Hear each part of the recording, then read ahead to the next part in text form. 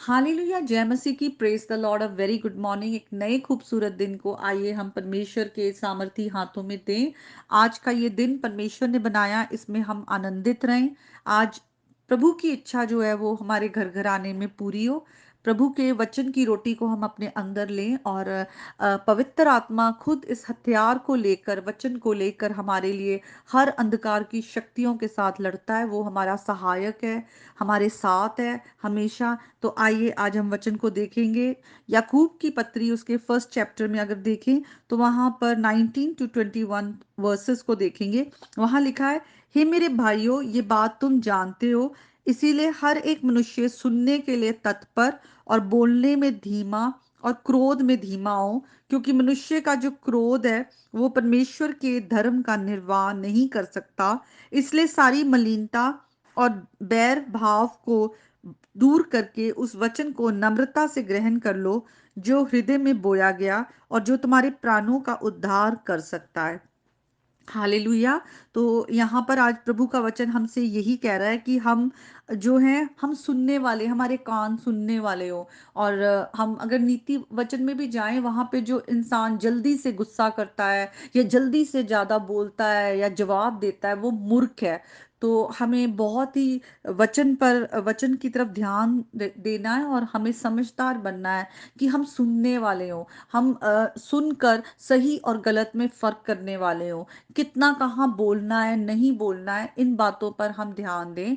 क्योंकि आज हम प्रभु के लिए अलग कर दिए गए हैं, हम प्रभु के लिए चुने गए हैं। तो प्रभु जब हम उनकी बातों पर चलते हैं तो हम उनकी धार्मिकता को प्रकट करते हैं, हम प्रभु की इच्छा को पूरा करते हैं उस पर चलकर। लेकिन जब हम बिल्कुल उसके ऑपोजिट करते हैं, अगर हम जल्दी गुस्से में आ जाते हैं, एकदम से दूसरे को जवाब देते हैं, या कोई कुछ कह रहा है तो हम उसकी बात को बीच में ही काट के अपनी बात बोलना शुरू कर देते हैं, तो ये सब चीजें जो हैं ये हमारी मूर्खता को दर्शाता है और प्रभु की धार्मिकता को प्रकट नहीं करता। और साथ में ये भी लिखा है कि हम अपने अंदर से सारी जो भी हमारे अंदर किसी को लेकर कोई कड़वाहट है, गुस्सा है, किसी भी तरह की बुराई है, वो सब हम अपने जीवन से दूर कर दें। बल्कि उसकी जगह उसको किस चीज से रिप्लेस करना है। हम जब भी कुछ अपने जीवन से खाली करते हैं तो हमें खाली नहीं छोड़ना चाहिए उस जगह को, हमें उसे प्रभु के वचन से भरना है। अगर हम अपनी कोई गलत आदत छोड़ रहे हैं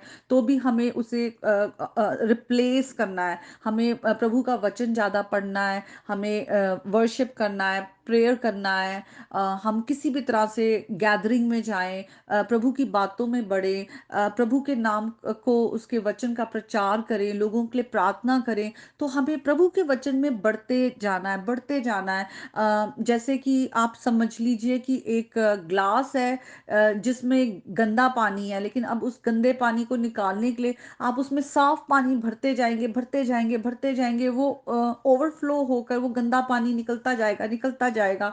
तो वो जो है धीरे धीरे वो पानी साफ होता है। वैसी हम हैं, हमारे अंदर काफी सारी गंदगी है। लेकिन जब हम प्रभु के वचन से अपने आप को भरते जाते हैं, जो खुदा का आत्मा है, खुदा ने हमें दिया है, वो खुद हमारे अंदर वो सैंक्टिफिकेशन प्रोसेस है, वो हमारे अंदर करते हैं। हमारे अंदर रोज जो है एक एक तरह से सफाई होती जाती है। तो इसीलिए हमें अपने आप को सारी मलिनता, सारा बैर भाव, सब गुस्सा, कड़वाहट, इसको अपने अंदर से अलग करते जाना है। और वचन जो है वो हमारे हृदय में जो बोया गया है, उसको अपने अंदर हमें जड़ पकड़ने देना है, ताकि खुदा का वचन जो है वो फल लाता है। आत्मा के जो फल है वो हमारे अंदर पैदा करता है। और खुदा का वचन ही है जो हमें जीवन का रास्ता दिखाता है, वो हमारे प्राणों का उद्धार कर सकता है, हमें उद्धार का रास्ता दिखाता है। हम जब प्रभु यीशु मसीह में आ जाते हैं, जब हम कहते हैं हाँ यीशु मसीह हमारा उद्धार करता है, हम उन्हें रिसीव कर लेते हैं, तो हमें प्रभु को रिसीव करने के द्वारा विश्वास के साथ हमें पिता परमेश्वर ना सिर्फ अनुग्रह में के द्वारा, अपने अनुग्रह में, अपनी दया में हमें ना सिर्फ उद्धार का जीवन देते हैं, पर बहुत सी हमें आत्मिक आशीषें भी देते हैं। तो हमें उन आत्मिक आशीषों का इस्तेमाल करना है। हमें पवित्र आत्मा मिला है, हमें पवित्र आत्मा के दान मिले हैं। आप सबको कोई ना कोई गिफ्टिंग है, कोई ना कोई, सबको। किसी को वचन सुनाने का हो सकता है, किसी को वचन पढ़ाने का हो सकता है, टीचिंग का, और किसी को बुद्धि का आत्मा है, किसी को प्रोफेसाई का है, या किसी को हीलिंग का है।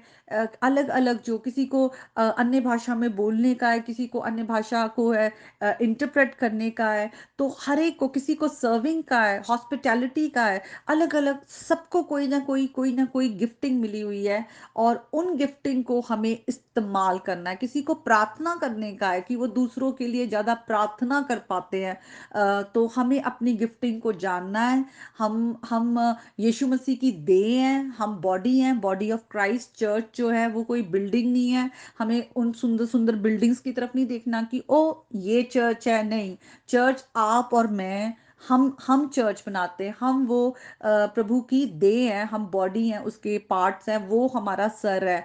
और हम सब सुंदर, हमें सुंदर बनना है। और वो सुंदर कैसे बनना है? अपने अंदर से सारी जो गंदगी है, जो हमारे अंदर सारा गुनाह है, उसको अपने से काटते हुए पवित्र आत्मा के सामर्थ के द्वारा, प्रार्थनाओं के द्वारा, वचन के द्वारा हमें वो खूबसूरत प्रभु की ब्राइड बनना है।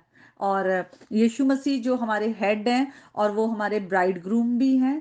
अ, तो हमें ये बात का, हमें अपने आप को, हमें सबको मिलकर रहना है, यूनिटी में रहना है। हमें हमारे अंदर वो जो स्पिरिट ऑफ यूनिटी होनी चाहिए। हमें आपस में भेदभाव या अलग अलग एक एक दूसरे की बुराई कर रहे हैं। एक एक चर्च है, वो दूसरी चर्च के लिए कह रहा है कि ये चर्च अच्छा नहीं, वो चर्च अच्छा नहीं, वहाँ के पास्टर ऐसे हैं, यहाँ के पास्टर वैसे हैं, यहाँ के लोग ऐसे हैं, वैसे हैं। ये सब चीजें छोड़ देनी चाहिए, क्योंकि हम कोई भी अच्छे नहीं है। सिर्फ यीशु मसीह अच्छे हैं, जो परफेक्ट हैं। उन्होंने आकर हमारे लिए वो परफेक्ट राइचियसनेस जो है वो पूरी की है, जो हमें पूरी करनी थी, हम कभी पूरा नहीं कर सकते। और हमारे गुनाहों के लिए अपनी जान दे दी है। तो आज का जो वचन है, मैं यही प्रार्थना करती हूँ कि मेरे बोलने में शायद बहुत सारी कमियां हो, लेकिन प्रभु का वचन जो है वो जीवित और सामर्थी है। आज वचन जो है वो आपके जीवन से बात करे। और किसी भी चीज से आप अगर स्ट्रगल कर रहे हैं, तो ये वचन जो है वो आपके हर जुओं को तोड़े, और पवित्र आत्मा का अभिषेक आप पर हो, आपके जीवन में प्रभु के बड़े काम होने पाए, आपका घर घराना बहुत आशीष पाए, प्रभु यीशु मसीह के नाम में।